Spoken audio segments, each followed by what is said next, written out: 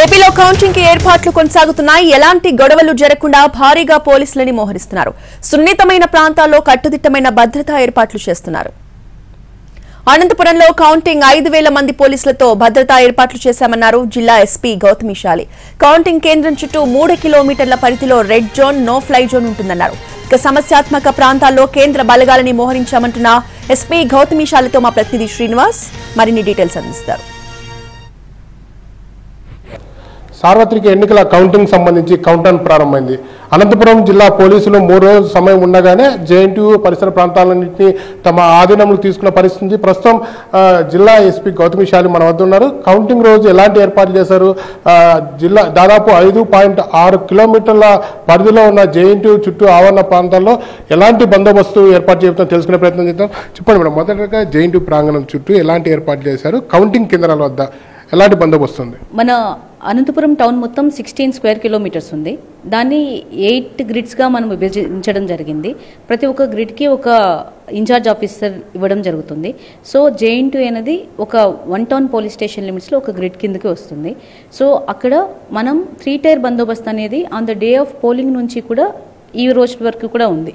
Tyre 1లో CIPF ఉంటున్నారు, tyre 2లో state police armed gourd ఉంటున్నారు, టైర్ 3లో సివిల్ పోలీస్ ఉంటున్నారు. వీళ్ళు అలాగే కంటిన్యూ అవుతారు. వీళ్ళతో పాటు మనకి కౌంటింగ్ హాల్స్ 3 బిల్డింగ్స్ ఉన్నాయి జేఎన్టీయూలో. ఆ ఒక్కొక్క బిల్డింగ్ దగ్గర ఒక డిఎస్పీ ర్యాంక్ ఆఫీసర్ని విత్ క్యూఆర్టీ ఉంచుతున్నాం. అండ్ ఆర్ఏఎఫ్ అక్కడే ఉంటుంది. అండ్ ఇన్సైడ్ జేఎన్టీయూ పార్కింగ్ ఏరియాస్లో ఎవరు లాయిటరింగ్ చేయకుండా అక్కడ 8 మొబైల్ పార్టీస్ని అక్కడ తిప్పుతున్నాం ఆ రోజు. ఇదంతా కాకుండా అక్కడ కేంద్ర బలగాలను కూడా అక్కడే ఉంచుకుంటాం. ఎవరైనా సరే ఇది ఇన్సైడ్, ఇవన్నీ కాకుండా బయట సైడ్ కూడా కేంద్ర బలగాలు ఉంటాయి. అలాగే చుట్టూ ప్రహరీ వాళ్ళు ఏదైతే ఉందో దాని చుట్టూ కూడా మొబైల్ పార్టీస్ ఉంటున్నాయి. ఆ చుట్టూ ఉన్న బైలైన్స్ అన్నీ కూడా physical barricading and concertina coil use చేసి వాటిని క్లోజ్ చేయడం జరుగుతుంది. ఓన్లీ 2 ఎంట్రన్సెస్ మాత్రమే అలౌ చేస్తున్నాం. One is from Hindu burial ground, the other one is from Renuka gate. ప్రధానంగా ఈసారి తొలిసారిగా డ్రోన్ కెమెరాలతో నిఘా ఉంటుందని చెప్తున్నారు పోలీసు విభాగం. ఎన్ని డ్రోన్ కెమెరాలు వినియోగించబోతుంది కౌంటింగ్ రోజు? అలాగే సీసీ కెమెరాలకు సంబంధించి మొత్తం ఎంత రేడియస్లో సీసీ కెమెరాలు ఏర్పాటు చేస్తారు, అది ఎలా అనుసంధానించబడి? Okay, so with respect to drones, మనం ప్రతి ఒక్క ఇంపార్టెంట్ టౌన్కి తాడిపత్రి కావచ్చు, ఉరవకొండ, రాప్తాడు, సో మనకి ఇప్పుడు ఆల్రెడీ మనం ఒక డ్రోన్తో వర్క్ చేస్తున్నాం. So within maybe today and tomorrow we would be receiving 8 drones. So total 9 drones అనేవి వర్క్ అవుతాయి. ఇవంతా ఏంటంటే చాలాసార్లు అల్లరిముఖులు ఏం చేస్తారంటే మమ్మల్ని ఎవరు చూడలేరు, మాకేం కాదు, ముసుగులు వేసుకుంటామనో లేకపోతే ఏదో ఒక ఇది ఉంటుంది.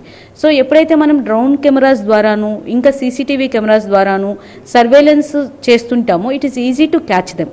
సో దానికోసం అనేసి మనం ఈ డ్రోన్ కెమెరాస్ని వినియోగించడం జరుగుతుంది. ఇప్పుడు మీరు అడుగుతున్నారు సీసీటీవీ కెమెరాస్ గురించి. మనకి ఆల్రెడీ ఎనఫ్ కవరేజ్ అనేది ఉంది. అది కాకుండా స్పెసిఫిక్గా 225 ప్లేసెస్ అంటే టు కవర్ ఇంపార్టెంట్ ఆస్పెక్ట్స్, ఎక్కడైతే మేము ట్రబుల్ ఎక్స్పెక్ట్ చేస్తున్నామో ఆ ప్లేసెస్లో అన్నింటిలో కూడా ఇప్పుడు కొత్తగా కెమెరాస్ పెట్టడం జరుగుతుంది. ఈ రోజుకి 84 లైవ్ స్ట్రీమ్ అవుతున్నాయి. రేపటికి ఆల్ 225 కూడా మనకి అవుతాయి. సో ఇవన్నీ ఏంటంటే I want people to know that they are under watch. ఎవరైతే అల్లరి ముక్కులు ఏదైనా చేయాలి అని అనుకుంటున్నారో వాళ్ళందరూ కూడా వాచ్లో ఉన్నారనే విషయం వాళ్ళకి మేము ముందే చెప్తున్నాం. So that they would be careful.